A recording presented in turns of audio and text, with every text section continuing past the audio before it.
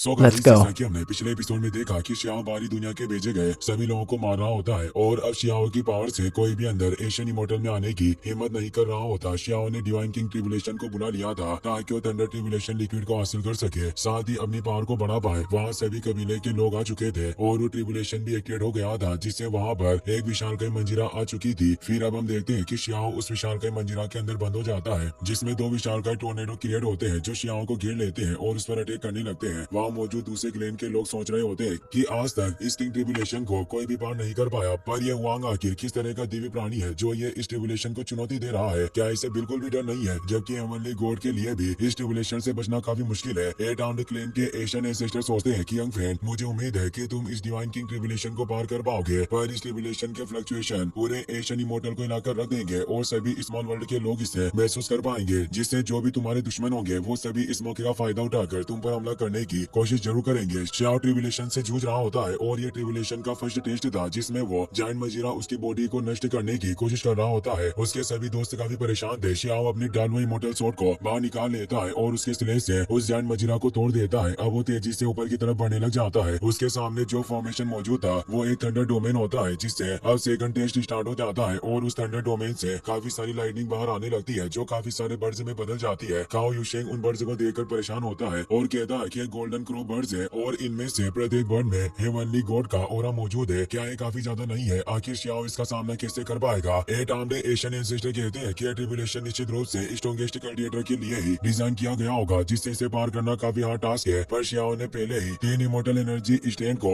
Cultivate कर लिया है, जिससे शायद उसे इस फॉर्मेशन को पार करने में प्रॉब्लम नहीं हो, इसीलिए वो इन बर्ड्स पर भी जरूर विजय पा लेगा। शियाओ अपनी एनर्जी को एक्टिवेट करता है और वो अपनी साइड लाइटनिंग को मिलाकर बर्ड को क्रिएट कर लेता है। वो गोल्डन क्रो शियाओ पर अटैक करने आ रहे थे, पर शियाओ अपनी बर्ड के साथ फुल पावर में उन क्रो पर अटैक करता है, जिससे वो खत्म हो जाते हैं। काओ यूशेंग ईरानी से बोलता है कि वांग वाकई काफी स्ट्रॉन्ग है, मैंने जितनी उम्मीद की थी ये उससे भी ज्यादा पावरफुल है, जो ये स्वर्ग के खिलाफ भी जा रहा है। पर अब थंडर डोमेन का थर्ड टेस्ट भी शुरू होने लगता है, जिससे अब सामने मौजूद फॉर्मेशन से काफी तेज एनर्जी शियाओ पर गिरने लगती है। शियाओ इमोर्टल एनर्जी के तीनों स्टैंड के साथ गॉडेस लियो की पावर को भी एक्टिवेट कर लेता है, जिससे वो उस अटैक को रोकने लगता है और फुल स्पीड में ऊपर बढ़ते हुए उस फॉर्मेशन को तोड़ देता है, जिससे वो उस डोमेन से ऊपर पहुंच जाता है। पर अब उसके सामने कई सारे थंडर सोल्जर थंडर यूनिकॉर्न पर मौजूद थे और ये इस ट्रिबुलेशन का 6th टेस्ट था, क्योंकि शियाओ उस फॉर्मेशन को तोड़ने की वजह से डायरेक्ट 6th टेस्ट पर पहुंच गया था। वो सभी थंडर हॉर्स तेजी से उसकी तरफ बढ़ते हैं, तो शियाओ भी अपने थंडर स्फीयर को बाहर निकाल लेता है और उससे थंडर बिस्ट को एक्टिवेट कर लेता है, जिस पर बैठकर वो उन थंडर सोल्जर से फाइट करने लगता है। नीचे मौजूद सभी लोग ये देखकर डर रहे होते हैं। यूनशी भी ये सब देख रही होती है। वो अपने आंखों से शियाओ की पावर देखकर हैरान थी। वो कहती है कि अगर इस समय मेरे कबीले के लोग तुम्हारी इस इनविजिबल स्टाइल को देखते तो उन्हें निश्चित रूप से अपने गलत कामों पर अफसोस होता, जब उन्होंने तुम्हें कैद करने की कोशिश की थी, पर अब वो तुम्हारे आगे कुछ भी नहीं है। तुमने थोड़े से समय में खुद को काफी स्ट्रॉन्ग बना लिया। फेरी उचन के अंकल उसे कहते हैं कि यह लड़का वाकई एक चमत्कार है। कोई आश्चर्य नहीं है कि यह शियाओ अब तक का सबसे स्ट्रॉन्गेस्ट टैलेंट वाला लड़का है जो एशियन इमोर्टल में अभी उभर कर सामने आया। फेरी उचन कहती है कि आप उसे सबसे पावरफुल बता रहे हो, कहीं वो अगले ही पल इन थंडर बिस्ट का शिकार न बन जाए और उसका अंत यही हो। शियाओ उन थंडर बिस्ट को मारते हुए आगे बढ़ रहा होता है, पर अब शियाओ का 7 पावर टेस्ट होने वाला था, जिससे एक थंडर ड्रैगन बाहर आता है जो शियाओ पर अपनी लाइटनिंग से अटैक कर देता है। शियाओ को संभलने का मौका नहीं मिलता और उसका बिस्ट नष्ट हो जाता है और वो भी दूर आ चुका होता है। सभी लोग ये देखकर चौंक जाते हैं कि वांग को चोट लगी है। शियाओ के दोस्त भी परेशान होते हैं, पर शियाओ अभी भी आगे बढ़ने लगता है। ये जगह थंडर डोमेन का 7th टेस्ट होता है। वो थंडर ड्रैगन शियाओ के पीछे पड़ चुका था। शियाओ उस पर अटैक करने की कोशिश करता है तो ड्रैगन शियाओ को पकड़ लेता है और उसे खाने की कोशिश करता है। शियाओ बच जाता है और अपने स्पीयर की मदद से उस थंडर ड्रैगन पर स्कार करता है और अपने गोल्डन ड्रैगन को बाहर निकाल लेता है, जो उस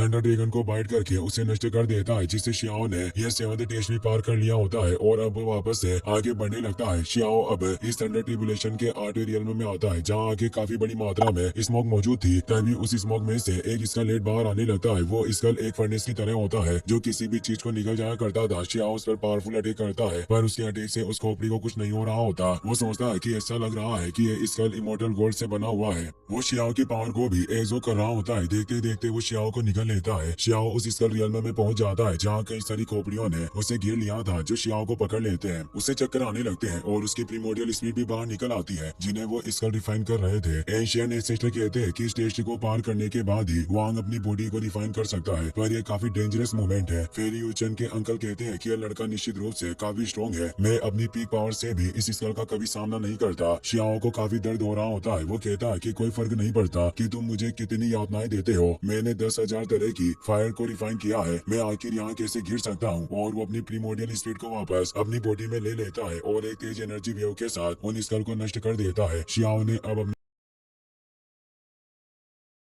थंडर सूट को भी एक्टिवेट कर लिया था, जिससे उसकी पावर और ज्यादा और बेहतरी हो चुकी थी। वो अपनी उस पावर का इस्तेमाल करके उसे जायंट स्कल पर अटैक कर उसे भी नष्ट कर देता है। नीचे मौजूद गोड कहता है कि यह अब तक का सबसे स्ट्रॉन्गेस्ट हेवनली मूवमेंट था, जिससे कोई बच नहीं पाता। पर इस वांग के पास 3 इमोर्टल एनर्जी मौजूद है जो इसे प्रोटेक्ट करती है। पर क्या अब वो इस जगह से आगे बढ़ पाएगा? किसी को भी वांग के अंदर स्पीड महसूस नहीं हो रही थी, जिससे उन्हें समझ नहीं आ रहा होता कि क्या शियाओ अभी तक भी जिंदा है। शियाओ उन स्कल के अटैक से काफी कमजोर हो चुका था और उसकी प्रीमोडियल स्पीड भी गायब जैसी लग रही थी, क्योंकि ट्रिबुलेशन एनर्जी की वजह से वो उसकी स्पीड को सेंस नहीं कर पा रहे होते। सभी को लगने लगा कि उसने अपनी आत्मा को खो दिया है और जल्दी उसकी फिजिकल बॉडी भी नष्ट हो जाएगी। पर कोई नहीं जानता था कि उसने अपनी प्रीमोडियल बॉडी को वापस से अंदर एजो कर लिया था। शियाओ अब वापस से आगे बढ़ने लगता है। अब थंडर डोमेन का 9 टेस्ट भी शुरू हो जाता है और अब शियाओ की तरफ काफी सारी रूट से बढ़ रही थी, पर शियाओ अपने हेवनली स्टैंड की वजह से प्रोटेक्टेड था। वो अब फुल स्पीड में आगे बढ़ने लगता है। लोगों को विश्वास नहीं हो रहा होता कि वांग अभी भी जिंदा है और आगे बढ़ रहा है। वहाँ डेमोनिक क्लेन के लोग भी मौजूद थे जो बातें कर रहे थे। इस वांग ने अभी तक ऑटो थंडर लेवल को पार कर लिया और अब ये 9 लेवल से गुजर रहा है, जिसमें कुछ रूट्स इसके पीछे है, पर ये भी इसका कुछ नहीं बिगाड़ पा रही। डेमोनिक क्लेन का इंसिस्टर कहता है कि इस वांग के पास डिवाइन फ्लेम रियल्म की और ये 3 हेवनली स्टैंड को भी होल्ड करता है, जिससे ये रूट से इसका कुछ नहीं बिगाड़ पा रही। उस जगह पर कई सारे गॉड्स भी मौजूद है जो शियाओ को मारना चाहते थे। वो कहते हैं कि वांग तुम अब काफी कमजोर हो चुके हो और अब हम तुम्हारी मदद करेंगे ताकि तुम अपनी मौत को प्राप्त कर पाओ। और पांचों गॉड उस पर अटैक करने जाते हैं। 8 आर्म्ड क्लेन एशियन एंसेस्टर इसे गुस्सा होता है और उन्हें रोकने जाने लगता है, पर एशियन इमोर्टल के दूसरे क्लेन के लोग मना करते हैं और कहते हैं कि ये बाहरी लोगों का मामला है, इसीलिए हमें उनके बीच हस्तक्षेप नहीं करना चाहिए। हम इमोर्टल एशियन लोगों के भी अपने कुछ वसूल है। एलिफेंट क्लेन के मेंबर को भी ये बात सही लगती है, पर फिर भी वो आगे बढ़ने लगते हैं। पर ब्यूटीफुल क्लेन का मेंबर उसे रोक लेता है और कहता है कि उस जगह पर ट्रिबुलेशन थंडर लेवल काफी बढ़ गया, जिससे उस एनर्जी का सामना करना उन लोगों के लिए भी आसान नहीं होगा। अगर हमने बीच में दखल दिया तो हो सकता है कि ट्रिबुलेशन और ज्यादा बढ़ जाए और इससे हमारा दोस्त वांग भी और ज्यादा प्रॉब्लम में पड़ जाएगा। एशियन एंसेस्टर को ना चाहते हुए भी उसकी बात माननी पड़ती है। वो पांचों हेवनली गॉड शियाओ के पीछे जा रहे थे। शियाओ भी उन्हें देख लेता है। एक गॉड बोलता है कि इस लड़के की कल्टिवेशन एनर्जी अभी काफी ज्यादा गिर चुकी है, फिर भी ये इस हेवनली ट्रिबुलेशन का अभी भी सामना करना चाहता है। वास्तव में इसमें काफी ज्यादा साहस है। शियाओ लगातार आगे बढ़ रहा होता है, पर वहाँ मौजूद उन रूट्स की वजह से लाइटनिंग एक्टिवेट होती है, जिससे उन गॉड्स पर भी अटैक होने लगते हैं। वो बचने के लिए शील्ड को एक्टिवेट कर लेते हैं। एक गॉड कहता है कि इन रूट से एनर्जी को कभी भी खुद तक पहुंचने मत देना। अगर इस एनर्जी ने हमें छुआ तो हम निश्चित रूप से काफी घायल हो जाएंगे। फिर भले ही शियाओ कमजोर हो, फिर भी वो हमें